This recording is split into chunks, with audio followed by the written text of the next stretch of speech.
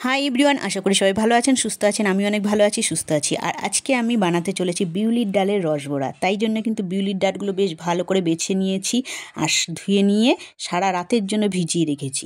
আর সকালবেলায় এই বিউলির ডালটাকে ভালো করে আগে বেটে নিতে হবে। ভেজানোর পরে কিন্তু ডালগুলো অনেকটা ফুলে উঠেছে। তো চলুন ডালটা আগে ভালো করে পেস্ট করে নেওয়া যাক। পেস্ট করার জন্য কিন্তু এর মধ্যে সামান্য জল দিতে হবে। জল দিয়ে তারপরে এটা পেস্ট করতে হবে। আর দেখতেই পাচ্ছেন কত সুন্দর পেস্টটা রেডি হয়ে গেছে। তো এখন এর মধ্যে কিন্তু আরও কিছু জিনিস মেলাতে হবে। আর আমরা চিনি নিয়ে নিয়েছি একটু শিরা বানাবো বলে। আর বিউলির ডালের মধ্যে সামান্য পরিমাণ নুন আর মৌরি দিয়ে বেশ ভালো করে ফেটিয়ে নিয়েছি। আর ফেটানোর পরে কিন্তু বেশ অনেকটা হয়েছে, কারণ এর মধ্যে জলও পড়েছে। জল পড়ার পরে কিন্তু বেশ মানে পেস্টটা অনেকটা হয়ে গেছে। তো যাই হোক, বেশ ভালোভাবে কিন্তু এটা ফেটাতে হবে। না ফেটালে কিন্তু বড়াগুলো ফুলবে না। তাই জন্য খুব ভালো করে অনেকক্ষণ সময় নিয়ে চামচ দিয়ে বেশ ভালো করে ফেটিয়ে নিতে হবে। তো দেখতেই পাচ্ছেন কীরকম হয়েছে ঘনত্বটা। একদম একদম রেডি হয়ে গেছে বিউলির ডালের পেস্ট। আর ওদিকে কিন্তু আমি একটা হাঁড়ি বসিয়ে দিয়েছি। হাঁড়ির মধ্যে হবে শিরা। আর এদিকে তেল বসানো হয়েছে, সাদা তেল দিয়ে ভাজা হবে যেহেতু বড়াগুলো। তো এদিকে কিন্তু আমি কড়াই চাপিয়ে তেল দিয়ে দিয়েছি আর তেলটাও গরম হয়ে গেছে।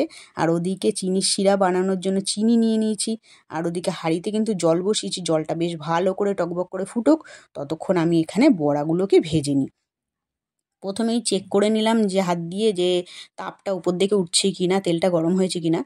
আর একটা অল্প একটুখানি সামান্য পরিমাণ দিয়ে আগে চেক করে নেব যে তেলটা কীরকম গরম হয়েছে আর বড়াটা কড়াইতে লেগে যাচ্ছে কি না, তেলের ওপর ফুলে উঠছে কি না, এগুলো বেশ ভালোভাবে চেক করে নিতে হবে। সেই জন্য সামান্য একটু দিয়ে প্রথমে আগে চেক করে নেওয়া হচ্ছে। যে তারপরে চেক করতে গিয়ে দেখলাম যে হ্যাঁ, পেস্টটা একদম ঠিকঠাক রেডি হয়েছে আর কড়াইতে লাগছে না। বেশ সুন্দর তেলের ওপরে একটু ফুলে উঠেছে। আর বেশ ভালো মানে ভাজা হচ্ছে আর কি। তো লাল করে তুলে নিলাম ভেজে ওটাকে। এইবারে কিন্তু বাকিগুলোকেও ভেজে নিতে হবে, কারণ পেস্টটা কিন্তু একদম ঠিকঠাক রেডি হয়েছে। বড়াটা খুব সুন্দরভাবে ভাজা হয়েছে। এবারে যাই হোক, এই বড়াটা তোলার পরে বাকি পেস্টগুলো দিয়ে আমি কিন্তু বড়াটা ভেজে নেবো। আর ওদিকে বাইরে রাস্তায় চলে এসেছে আইসক্রিমের গাড়ি, টুংটাং টুংটাং আওয়াজ বাজানো শুরু করে দিয়েছে। তো ওই সব শব্দগুলোকে আপনারা ইগনোর করে ভিডিওটা পুরো দেখতে থাকুন, ঠিক আছে? বাইরে তো অনেক রকম আওয়াজ হয়ই, এখানে কিছু করার নেই। আর ওদিকে কিন্তু জল ফুটে গেছে, জলের মধ্যে দিয়ে দেওয়া হচ্ছে চিনি। চিনি দিয়ে এবারে ভালো করে ফোটাতে হবে। আর এদিকে বড়াগুলো কিন্তু উল্টে পাল্টে একটু লাল লাল করে ভেজে নিতে হবে। সমস্ত বড়াগুলো কিন্তু বেশ সুন্দর করে ভেজে নিতে হবে। আর সবই একই রকম কালারের করে ভাজতে হবে। বেশি একদম কড়া লাল করলে চলবে না। একদম হালকা লাল লাল যখন হবে বড়াগুলোকে কিন্তু তুলে নিতে হবে। তো যাই হোক, উল্টে পাল্টে বড়াগুলোকে ভাজা হচ্ছে। আর বড়াগুলো খুব সুন্দরভাবে ফুলছিল, কড়াইতে একটুও লাগছিল না। কি সুন্দরভাবে বড়াগুলো ভাজা হচ্ছিল। আর ওদিকে তো চিনির শিরা টকবক টকবক করে ফুটছে। যতক্ষণ না মানে ওটা একটু হাতে চিটচিটে ভাব হচ্ছে ততক্ষণ পর্যন্ত ওটাকে ফোটাতে হবে। আর এদিকে তো বড়াগুলো লাল লাল করে ভাজা হয়ে গেছে, এগুলো তুলে নেওয়া হচ্ছে একটা ঝুড়ির মধ্যে। আর ওদিকে কিন্তু আরও পেস্ট রয়েছে, ওগুলো দিয়েও বড়া ভেজে নিতে হবে।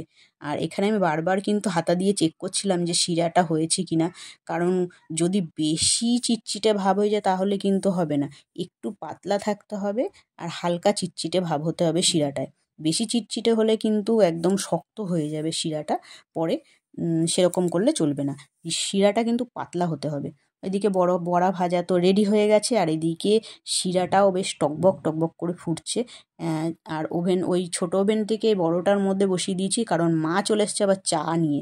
বলছে আমি চা করবো, তুই সরা শিরাটাকে, আমি একটু চা করে নিই। ওদিকে তো মা খুব রান্নার সময় এসে আমাকে জ্বালাতন শুরু করেছে, চা খাবো চা খাবো করে। তো ওদিকে মা বসিয়ে দিয়েছে চা। আর আমি এদিকে যেহেতু বড়াটা ভাজা হয়ে গেছিলো তাই জন্য শিরাটা বড় ওভেনে ট্রান্সফার করে নিয়েছি। আর এদিকে শিরা কিন্তু হয়েও গেছে। এবারে কি করতে হবে, বড়াগুলো অল্প অল্প করে এর মধ্যে ছাড়তে হবে। আর বড়াগুলো কিন্তু একেবারে ঠান্ডা হয়নি, হালকা উষ্ণ ভাব গরম রয়েছে, তখনই কিন্তু বড়াগুলোকে দিতে হবে। একদম ঠান্ডা করে দিলে হবে না, বড়াগুলো হালকা হালকা গরম থাকবে তখনই কিন্তু শিরার মধ্যে দিয়ে দিতে হবে। তো এবারে সব বড়াগুলোকে শিরার মধ্যে ছেড়ে দিচ্ছি আর কি।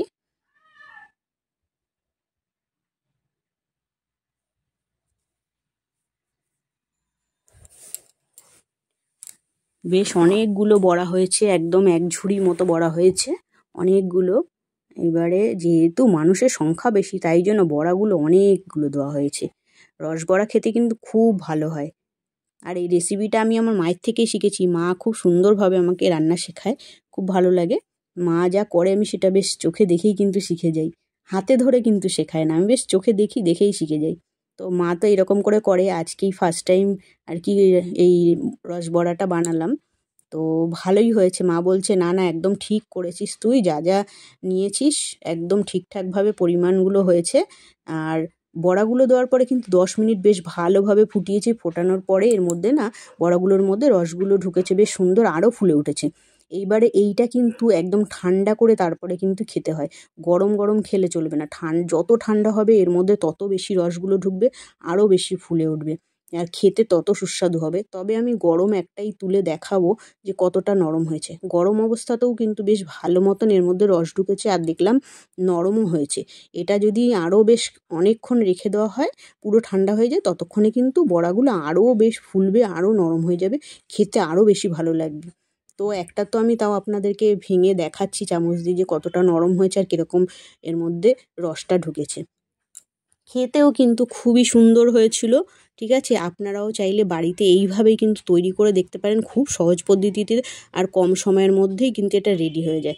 আর যদি আজকের রেসিপিটা আপনাদের ভালো লেগে থাকে তাহলে কিন্তু অবশ্যই লাইক করবেন, আর প্রচুর প্রচুর প্রচুর শেয়ার করে দেবেন, আমাকে একটু সাপোর্ট করবেন। ঠিক আছে, আগামী দিন আবার আসবো নতুন কিছু নিয়ে। টাটা, আজকের মতন ভালো থাকবেন সবাই।